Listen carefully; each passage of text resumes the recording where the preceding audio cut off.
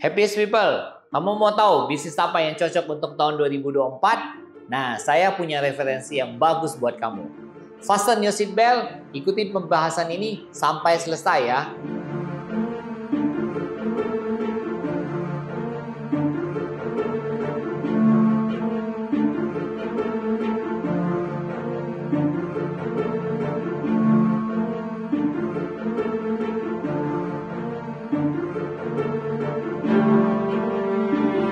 Nah guys, buat kamu yang mungkin mau bisnis tahun 2024, saya punya referensi yang kalau menurut saya ini sangat menarik sekali ya.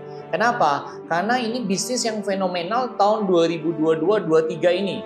Apa itu yang bisa kita jadikan referensi buat kita mau berbisnis dan biar bisnis kita itu kemungkinan berhasilnya 99%. Nah, referensi ini saya lihat dari mana? Saya lihat dari Mi Gacuan dan Mitsui.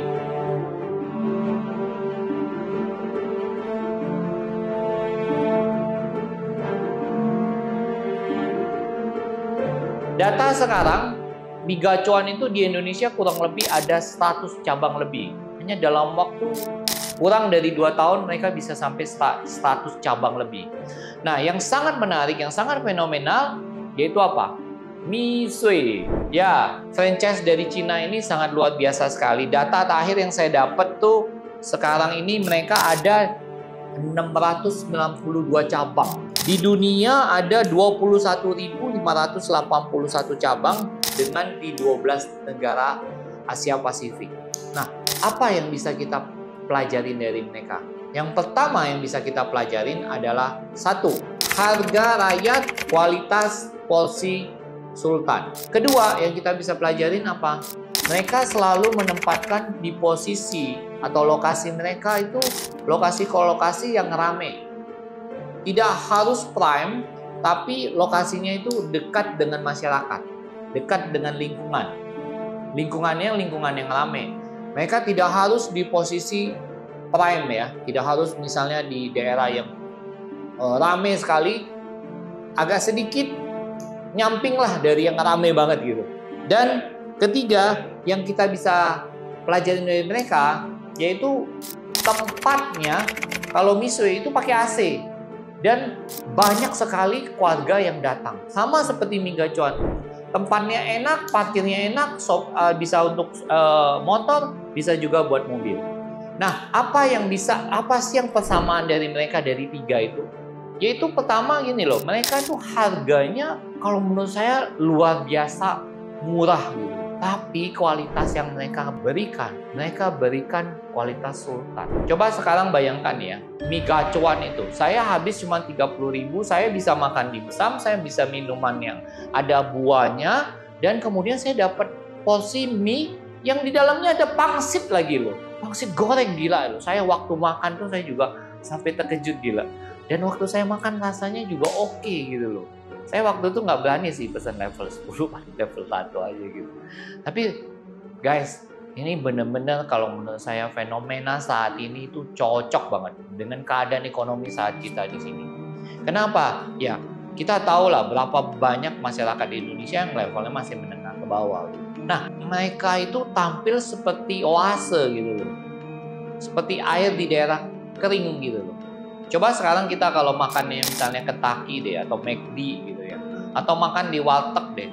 Kita makan di warteg minum aja semua paling enggak satu orang bisa di warteg tuh sekitar 15 sampai 20.000. Itu satu orang. Ini kita bisa 30.000 bisa makan berdua loh. Bayangkan, mie porsinya oke, banyak gitu ya.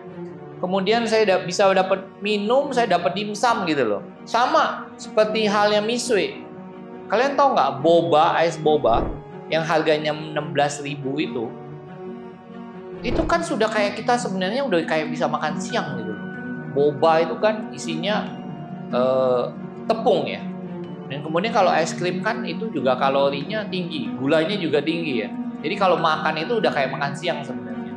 Jadi kalau kalian makan es boba, nggak usah makan lagi malam atau makan siang lagi, karena itu udah cukup gitu loh. Nah, hal-hal seperti ini ya, mungkin kalau menurut saya orang nggak kepikir. Orang kan kalau kepikir kan, wah saya kalau untung harus mungkin banyak ya, harus lebih. Ini enggak. Nah, apa sih yang mereka cari sebenarnya? Mereka masih ada untung nggak sih dengan harga semurah itu? Saya katakan mereka ada untung. Gimana caranya mereka untung? Mereka itu kejar quantity. Nah, jadi rahasianya apa? Kelebihan rahasianya Mitsui dengan itu dari quantity. Jadi mereka bikin banyak gitu, jadi cost-nya fix cost-nya turun sehingga mereka bisa menjual.